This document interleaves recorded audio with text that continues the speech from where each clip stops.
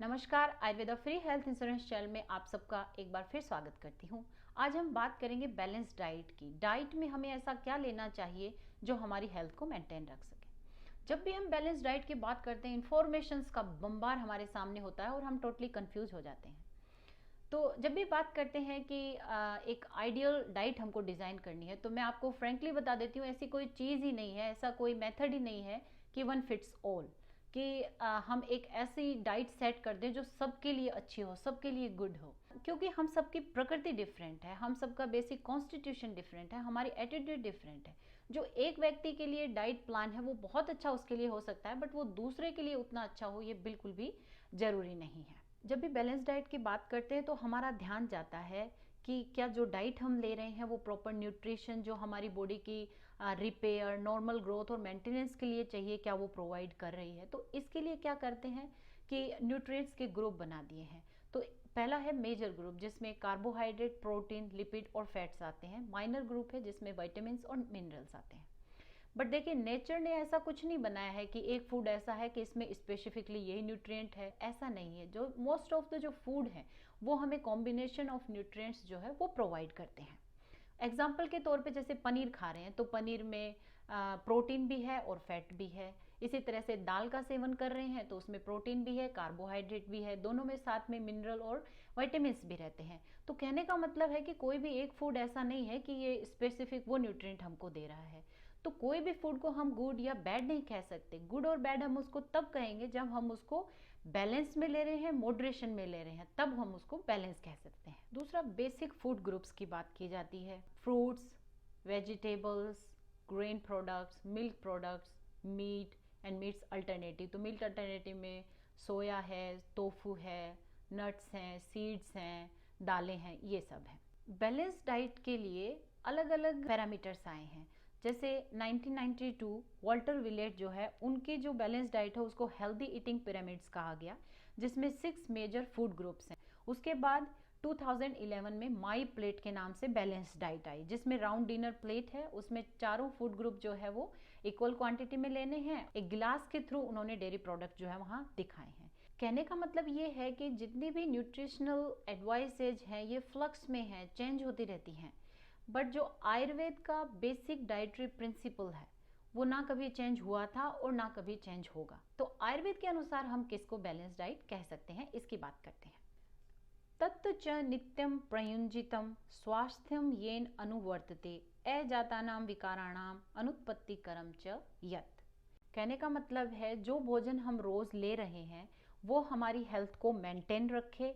इसके अलावा जो रोग नहीं हुए हैं, यानी कि जितने भी लाइफ स्टाइल डिसऑर्डर्स हैं वो हमें नहीं हो, उनसे हम बचे रहें, वो हमारे लिए संतुलित भोजन या बैलेंस डाइट है। आयुर्वेद में बेसिक फूड ग्रुप को आहार वर्ग कहा गया है। इस आहार वर्ग में सॉलिड एंड लिक्विड दोनों डाइट का वर्णन किया गया है। तो ऐसे 12 आहार वर्ग का वर्णन किया गया है, जिसमें पहला है शुष्क धान्य, यानी कि जितने भी मोनोकोटिलिडन्स हैं, चावल है, गेहूं है, जौ है, सावा, कोदो, जितने भी ऐसे धान्य हैं वो सब शुष्क धान्य के अंतर्गत आते हैं।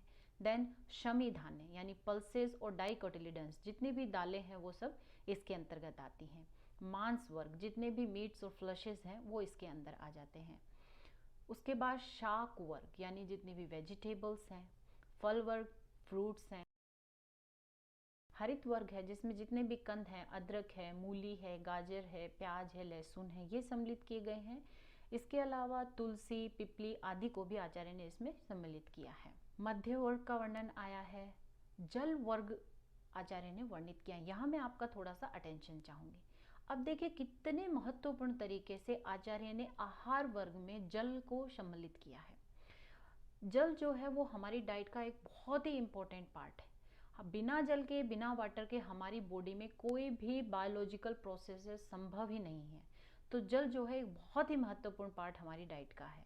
बट इसके महत्ता को बताने के लिए कब जल लेना है, कितना जल सेवन करना है, कैसा जल पीना है, ये एक अलग से विषय है। गोरस वर्ग यानी कि मिल्क और इसके बने हुए जितने भी प्रोडक्ट हैं। इक्षु विकार वर्ग यानी कि शुगर केन और उससे बने जितने भी प्रोडक्ट हैं, गुड़ है, चीनी है, ये सब। कृतान वर्ग यानी कि कुक्ड फूड। अब आप इसमें कितने भी वैरायटी का फूड जो है आप बना सकते हैं। अंतिम है इसमें आहार योगी वर्ग, यानी कि ऐसे द्रव्य जो फूड की क्वालिटी को एनहेंस करते हैं। लाइक जितने भी मसाले हैं, जीरा है, धनिया है, हींग है और तेल भी आचार्य ने इसी में सम्मिलित किए हैं। आयुर्वेद के हिसाब से अगर आहार की न्यूट्रिशनल वैल्यू की बात करी जाए तो आयुर्वेद में सभी द्रव्यों को पांच भौतिक कहा गया है, यानी कि सभी द्रव्य पंच महाभूतों से निर्मित हैं। परंतु हर द्रव्य में किसी न किसी जो महाभूत है उसकी प्रधानता रहती है। इसके अलावा 20 गुण हैं, रस हैं, वीर्य, विपाक है, इनसे जो है आयुर्वेद में द्रव्यों की न्यूट्रिशनल वैल्यू डिसाइड होती है।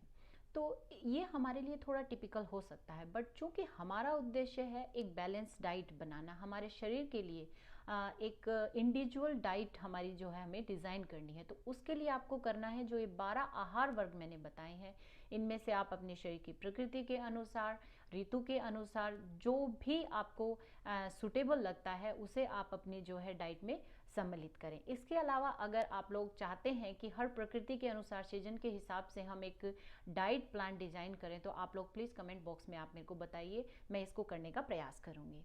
तो संतुलित भोजन या बैलेंस डाइट के लिए आपको इन्फॉर्मेशंस के समुद्र में जाके डुबकियां लगाने की ज़रूरत नहीं है। बहुत सिंपल है, थोड़ा सा अपने इंस्टिंक्ट के साथ क्या आपकी बॉडी की नीड है, कितना और क्या और कब आपको खाना है, ये सब चीज़ें आप ध्यान रखिए और आप अपनी खुद की जो है बैलेंस डाइट तैयार कर सकते हैं। Thanks for watching my video. Please subscribe, like, share and comment and take good care of yourself because health is wealth.